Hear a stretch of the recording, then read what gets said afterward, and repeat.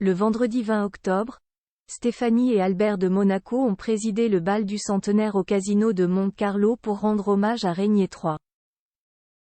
Le souverain et sa sœur cadette se sont montrés inséparables, complices, unis. Étaient présents. Récit. Elle sourit, lui murmure quelques mots à l'oreille.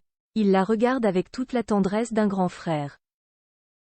Protecteur, complice, admiratif. Sur la scène de l'Opéra de Monte-Carlo, ce 20 octobre, le prince Albert II invite la princesse Stéphanie à danser sur un titre de la chanteuse britannique Leona Lewis.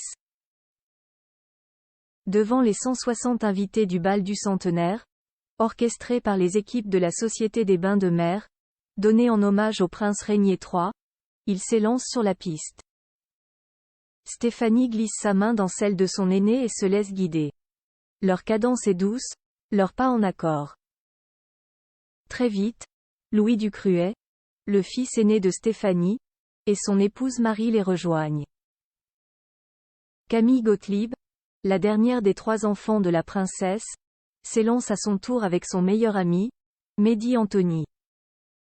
Chaque couple papote. Stéphanie, amusée, observe ses enfants tournoyer autour d'elle.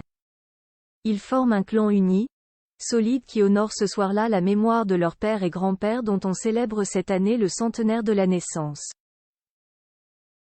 Certains invités songent qu'ils n'avaient pas vu depuis plusieurs années la princesse danser en public avec le souverain, d'autres se souviennent du bal du Second Empire qui s'était tenu ici même en 1966, pour les 100 ans de Monte-Carlo. Une des plus mythiques réceptions de l'histoire de Monaco. Là, la princesse Grace, en robe rose, et en chignon digne de celui de Scarlett O'Hara dans Autant emporte le vent avait valsé avec le prince Régnier III. Photo bal du centenaire à Monaco. L'hommage de Stéphanie et Albert au prince Régnier III, la petite dernière du clan Grimaldi, est magnétique.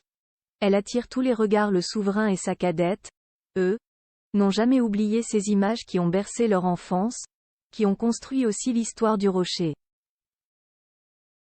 Elles sont d'ailleurs projetées ce soir-là à l'entrée du casino de Monte-Carlo. Les convives les redécouvrent avant de pénétrer dans l'atrium où est organisé un dîner gastronomique composé par le chef Richard Rubini et conçu comme une promenade gourmande en principauté avec, entre autres, du zéphyr de homard bleu, du turbot de ligne amiral, du filet mignon de veau.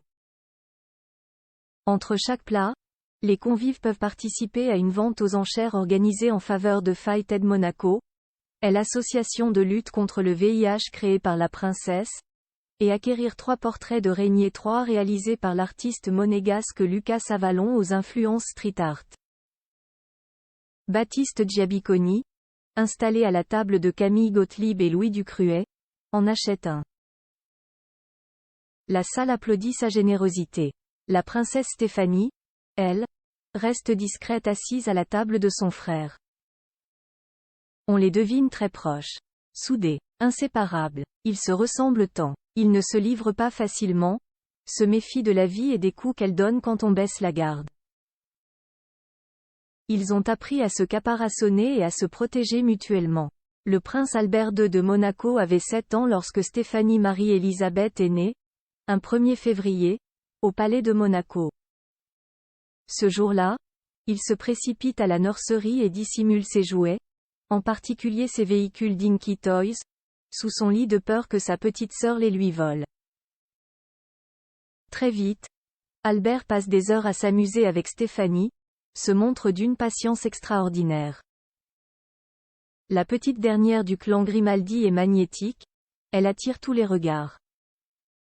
Albert, lui, se promet d'être présent pour sa petite sœur. Ils sont si semblables finalement. Il a toujours pris le temps de s'occuper de moi, de jouer quand j'étais petite, avec une patience exemplaire, raconte-t-elle au magazine Vogue. On a des rapports magnifiques, comme des jumeaux. Le prince Albert II ne juge jamais, essaie toujours de comprendre, de rassurer. Je le soutiens autant que je peux, avoue la princesse.